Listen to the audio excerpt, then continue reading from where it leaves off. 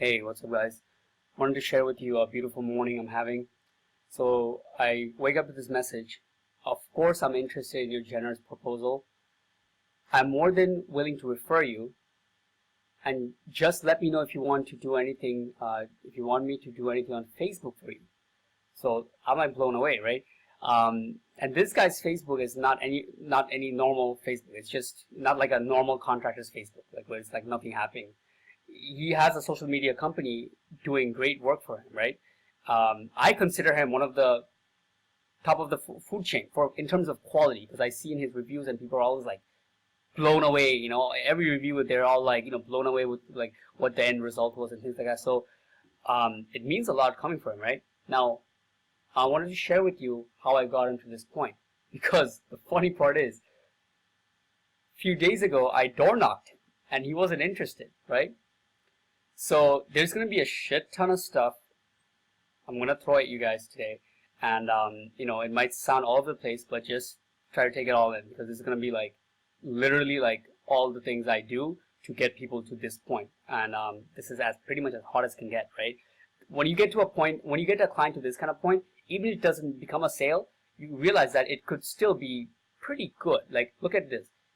I'm more than willing to refer you. For the type of person he is, if he refers me to his connections, I know that's game. It's 100%, right? And then if he puts you on Facebook, I don't know what kind of effect that can have. I never had that before, but just his willingness that he's like basically interested in my services, or like what I had to say, that's what that tells me, right? So okay, let's go over the whole thing. Last week I door knocked him. He was interested. He was basically saying that, hey, this all looks great, but I'm trying to scale down, right? I'm getting old. I don't want jobs coming from all over the area like your service is going to do. What I'm trying to get to is a point where I get jobs right around me, 5-10 miles max, right? He says that I'm spoiled. It's a fun, very, very awesome guy. Fun conversation I had, like over 2 hours. He said I want like around me and just higher margin. A point where I can charge more, so I do less and get more, because he's kind of getting old. He's been rocking at this, he said, since 14, right? So makes sense why he's such a king in the area, right? So after he said that, I honestly didn't have much to say, right? Because I don't know what to say to people on the spot when they say that they're trying to scale down, right? Because the whole point of SEO is finally get them calls. If they're not going to take half of them, what the hell? So I reached out to him again, what was it, yesterday, with a different kind of proposal, basically saying this. Now, it doesn't even do you guys service if I tell you exactly what I said, because it's so in-depth about his business. So let me put it like this. What do you guys want to do? When we do video audits, when we do cold calling, okay, what we're trying to do is address a general pain points we know that exists in the niche, right?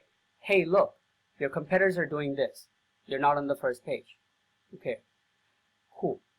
Hey, look, they're getting links from here and getting their name published, which is why their website is going up. You're not doing that. Cool. It's good. It's how we get their attention or show them that they could do something.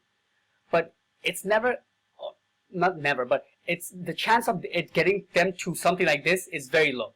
You're not gonna send them. I never send a video audit like that. It's more or less generally showing them with SEMrush and stuff, and they come back like, holy shit, like I'm ready to like be part of your whole thing, like this guy is, right? It doesn't get to that point. To get them to that point, you need to have a second level in depth for your niche of what you know that you can do for them. Now, the reason I call it second level now is because I'm only going to show them things that I can scale with. So that could be a whole different video of its own, but basically what I'm trying to get to is that if I was in the beginning stage, I would literally see what else I can do to help this guy aside from just SEO, and I would learn that. I would make it part of my business. Like if it helps him, then I'll learn it and make it part. But now that I'm trying to kind of scale, I have to think in other sides too, like not only what I can do for the guy, like okay, for example, I'll show you 2 examples, okay? Because this is a point I want to make, right? it ties you to scalability. One, we're trying to give him a pain point that we can help him other than SEO, right? In depth, that's going to hit him.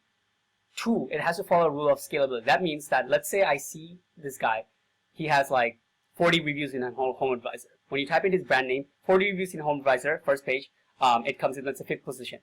But in the 1st or 2nd position comes Yelp with 1 bad review. I see this sometimes, right? And you have to realize that this could be something that makes sense to the guy more than not being on the 3-pack. A lot of people, these contractors, they don't wake up, and be like, damn, I'm still not in the 3-pack in Google. I don't know what's happening to my business. They don't probably do that. But if you make them a video and say that, hey, Stacy, that last week you worked on Stacy just because you were a little late and she gave you that bad review on Yelp, it's hurting you, man. Why don't you push that down? Damn, I sound so Indian. But that will get their ears perked up. Be like, what? You can move that down? I didn't know you could push that down and make Home Advisor come up. I'm like, yeah, hell yeah, you can. This is how we done it before.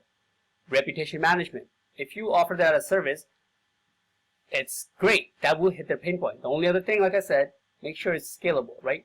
Because truth be told, guys, the absolute best thing you can do for a roofer, absolute best thing you can do for a remodeler or whoever your niche is like, let's say they just sign on board, yeah, and there was like a ticker from God. They said that you have to get them the best results possible in weeks, months to come by.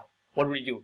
I would do everything in terms of SEO and then run around the neighborhood looking for like people with houses that have like holes in the roof and then give them an estimate and call him.